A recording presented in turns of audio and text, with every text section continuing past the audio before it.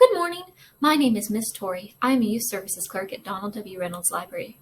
This tutorial video is the sixth in a six-part series teaching players how to play 5th edition Dungeons & Dragons. Today, I will be teaching you about magic in the world of Dungeons & Dragons.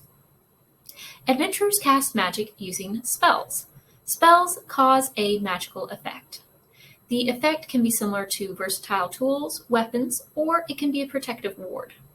A spell can deal damage or undo it, impose conditions or remove them, drain life energy or restore the dead. The spells a character can cast are limited by the preparation they do and the amount of magical energy the character has, which is defined by their class level. Chapter 11 of the Player's Handbook contains the description of each spell and lists them according to the class that uses that spell, and also organizes them according to spell level. A spell card is a record of the information about a single spell. There are cards you can purchase or you can make them that take the description you would get from the back of the book, of the Player's Handbook, and put all of that information onto a single card that is convenient and easy to access during the game.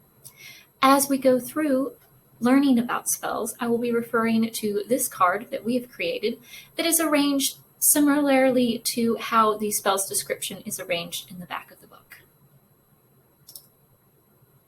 Next, we're going to cover knowing when and which spells you can cast. To cast a spell, an adventurer must have the spell firmly fixed in their mind. Usually, the character does this by reviewing the spell during their last long rest. They can also have access to a spell if they have a magic item with the spell in it. Some classes have a limited list of spells that are always fixed in their mind. Some do not. Some have to prepare all of their spells every time they do a long rest. Some classes must undergo a specific process to prepare or learn their spells. Others just have a list that is available to them that they pick from at each level. Each class prepares spells differently, and what you do is told to you in your character description. The number of spells that a character can have fixed in mind or prepared depends on their level. Each spell has a spell level. The spell levels are from 0 to 9. The higher a spell's level, the higher the level an adventurer must have to cast it. Spell level and character level do not correspond directly. Typically, a player must be, for example, at level 17 before they would be able to cast a 9th level spell. Spell slots are the number of spells of each level that a character can use. This is a table of the Druid's spell slot table, which is located in the Druid's description. Each class has a table that depicts exactly what spells they can use at each level, the number of spells they have for each level. This is an example of the Druid one, and it is what it would look like. It has the level to the left, and then up top you can see that would be the level the character's at, and then at the top it has the level for the spell. And you use this chart to determine how many of those spells of each level you know. Characters cannot use lower level spell slots to cast higher level spells. However, characters can use spell slots for higher level spells to cast lower level spells. Some spells have more powerful effects when cast at a higher level, and characters regain all used spell slots after taking a long rest. So when you've used up all your spells for the day, you take a long rest and you will get them back. Let's do an example. A character has 2 first level spell slots, 2 second level spell slots, and 3 third level spell slots. The character needs to cast Find Traps a bunch of times. So the character can cast Find Traps twice using their second level spell slots. When they do that, they are out of second level spell slots. They still have 2 first level and 3 third level spell slots. The character can still cast Find Traps, which by the way was a second level spell, 3 more times using their third level spell slots. When they do, the character is out of the second level spell slots from before, and now they're out of third level spell slots. So all they have left is their 2 first level spell slots. The character cannot cast Find Traps anymore because it is a second level spell, and you can't use a first level spell slot to cast a second level spell.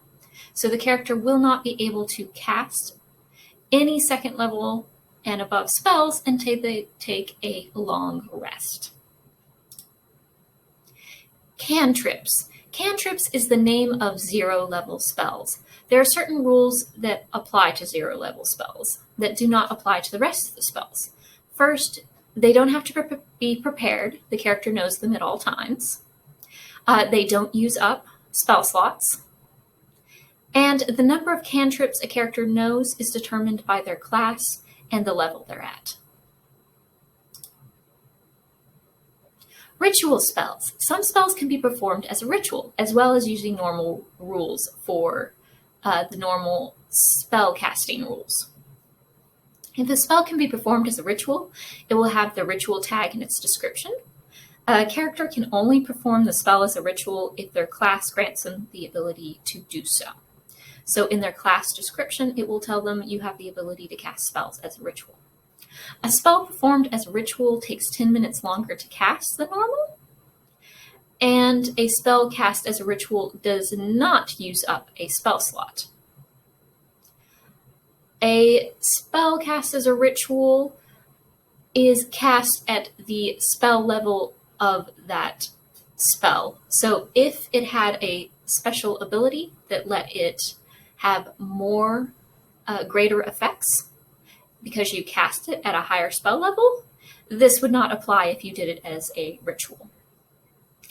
You do still have to prepare ritual spells in order to use them. So you had to pick out this spell as one of these spells that you had prepared when you took your long rest in order to do it as a ritual the following day. So on our example spell card, here you can see next to the first level divination is the word ritual in parentheses. That is how you know that this spell can be cast as a ritual.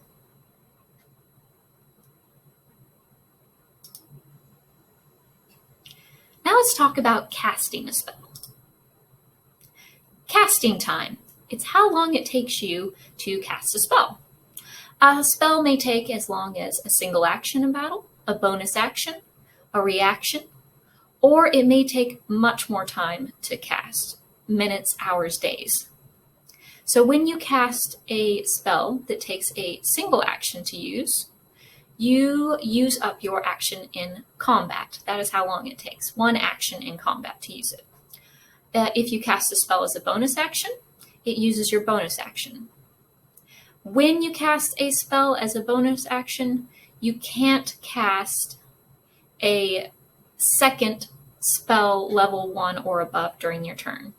So if you decide to cast a spell as your bonus action, you can't use your action to cast a spell that is level 1 or above. You can use your action still to cast a cantrip, and you can still use your weapon.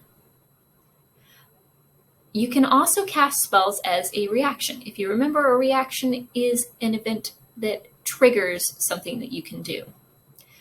So you can cast your spell in response to the event detailed in the spell's description.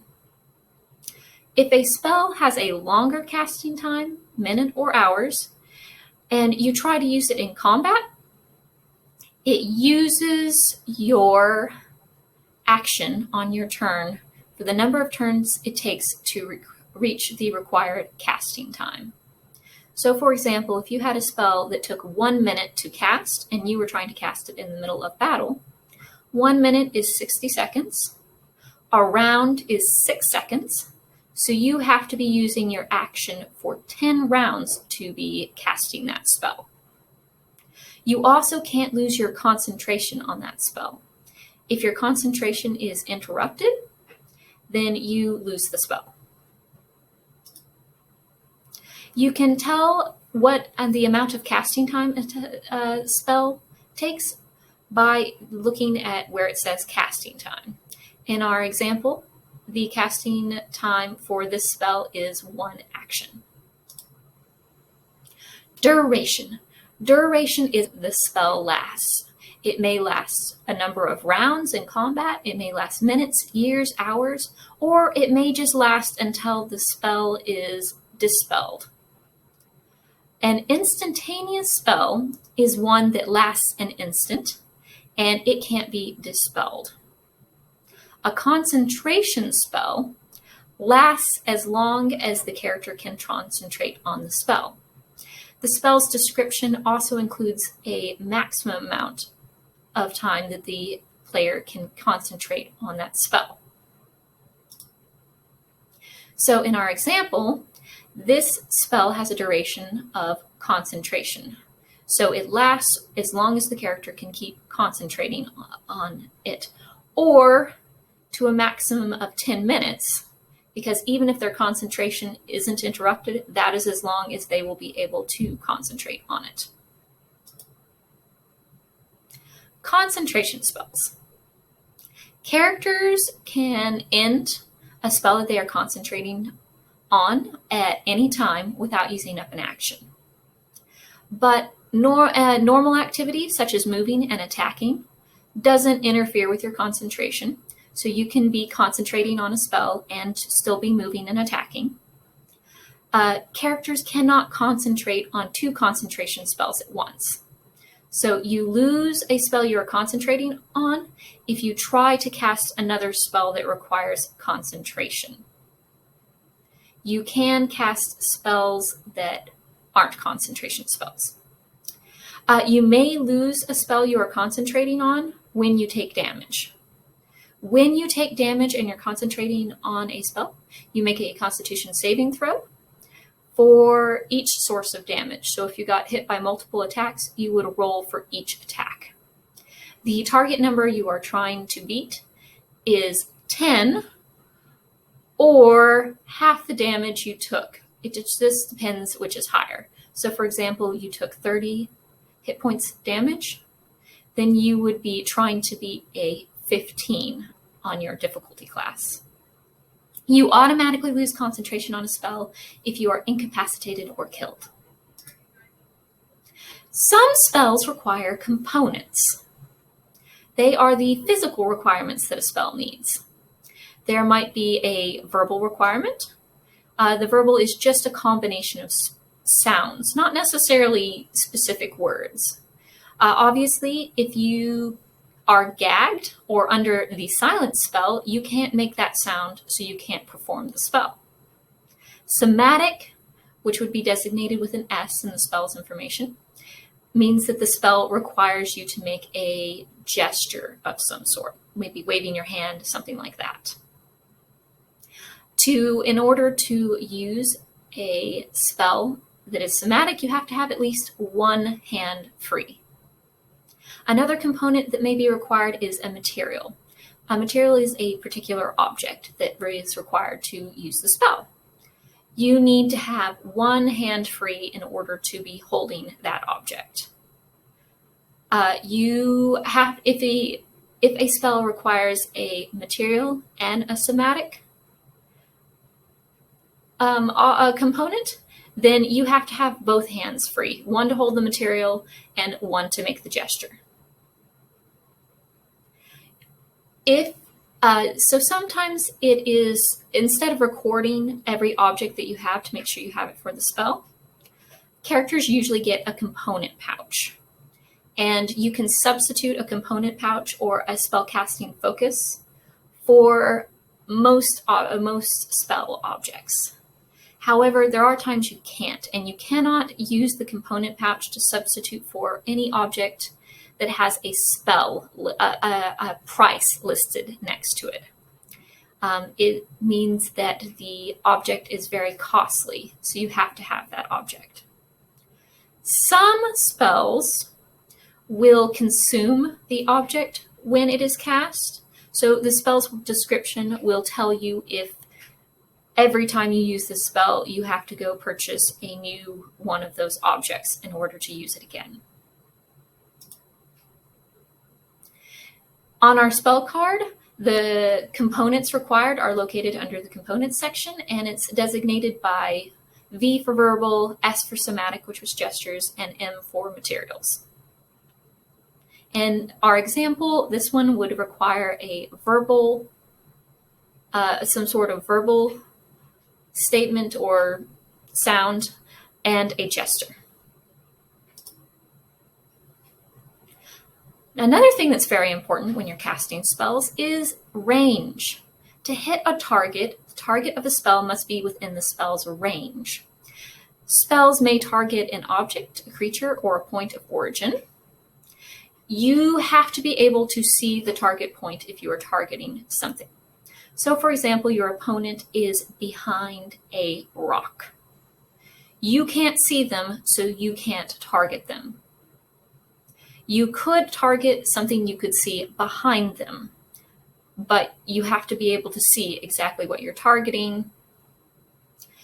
Unless, of course, you're doing, if that's just for range spells, though, there are some spells that you just do on yourself, which you obviously wouldn't have to see, or spells that you have to touch characters you don't have to see. You just have to be able to touch them. So self is a spell that only works on you. Touch is a spell where you have to be touching the target. You can use touch spells on yourself. You can't use spells that have self under the range category on other people. Another thing that will be under the range category is the number, a number, and then the word feet. That means the target of the spell must be within that amount of feet of you in order for you to target it. So in our example, this spell is a self spell, so it only works on yourself. Now, some spells affect objects directly, and some spells are just something like releasing a fireball, where it just has an area it affects. So some spells have an area that they affect, allowing them to target more than one creature. So sometimes you can cast a spell and some spells will let you specify who you're targeting, and other times you're just picking a point in space or shooting it out from directly in front of you. And those spells have an entire area they affect. If a spell has an area effect, the description will describe it. It will talk about what the spell does and what kind of area of effect it has. This area that this spell is going to hit always spreads from a point of origin, which could be a point in space, it could be a creature, or it could be an object that you are putting this point of origin from and spreading the spell out from. Typically, an area of effect takes one of 5 shapes. A cone means it extends from the point of origin in a cone shape, and it's almost always directly from in front of the spellcaster. A cube makes a cube shape, and it expands from a point on the face of the cube. So you decide where exactly the point of origin is going to be, and a cube forms going maybe down or maybe up from that point. A cylinder, the origin of point lies in the center of the circle on either the top or the bottom of the cylinder. You decide which direction is going to go from there. A line, it just extends in a straight path from the origin point. And a sphere means it's going to make a sphere directly around the origin point. So the origin point is dead center. Now, there are some other spell requirements you may run into.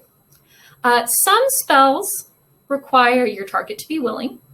For example, there's a healing spell. Your target has to be a willing target, willing to receive the spell. Some spells require the target to make a savings throw. And some spells require you to roll an attack roll. Let's talk about those saving throws. If a spell requires a saving throw, it's going to tell you in the spell's description. The spell specifies what ability the target must use for the saving throw. So whether it's a wisdom, dexterity, strength, any of those abilities, it tells you in the spell's description. The spell also specifies what happens if the target is hit. So sometimes the target, even if they succeed on their saving throw, will still take damage. They just take less, or they'll still be submitted to some sort of special effect. It just won't be as great as if they didn't succeed on the saving throw.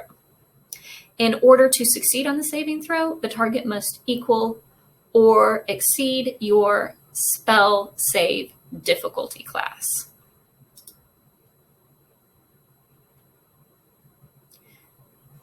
So your spell save difficulty class is 8 plus your spellcasting modifier, plus your proficiency bonus, plus any special modifiers, versus the opponent's saving throw.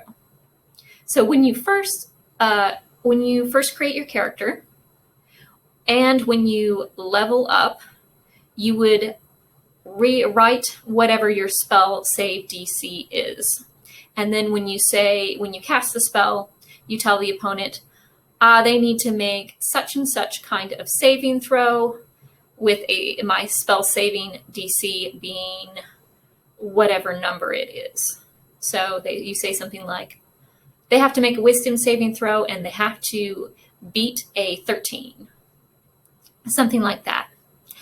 Your spell casting modifier is one of your abilities. Almost always it's wisdom, or it might be charisma, for example, for a bard. You find out what your spell casting modifier is by reading your class description. It's written in there. Now let's talk about when you have to make an attack roll when you do the spell. If a spell requires an attack roll, it will tell you in the spell's description. Your attack bonus, when you're doing the attack roll, is your spellcasting ability modifier plus your proficiency bonus.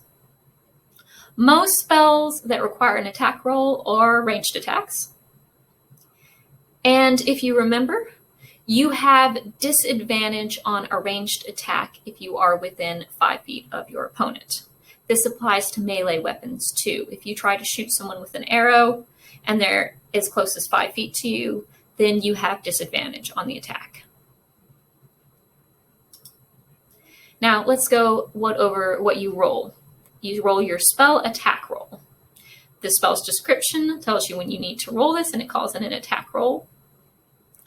And you roll a d20, you add your spellcasting modifier, and then you add your proficiency bonus, and you compare that to your opponent's armor class. Remember, your spellcasting ability modifier is a number that is which ability modifier you are using is told to you in your class description. So sometimes spells overlap. 2 spells are hitting 1 target. When different spells add together, they add together when their durations overlap. So different spells do add together. Same spells, so if 2 people hit a target with the same exact spell, the effects do not combine. Instead, you just go with the most potent effect from whichever one was cast. So for example, 2 clerics cast Bless on the same target.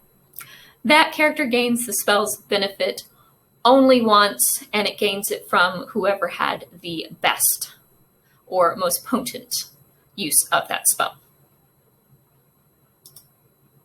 And that was it for Magic and Dungeons and Dragons. That was the last of our How to Play Dungeons and Dragons videos. Thank you for watching. If you are interested in accessing other programming provided by Baxter County Library, please visit our website, baxlib.org. Happy reading! See you next time!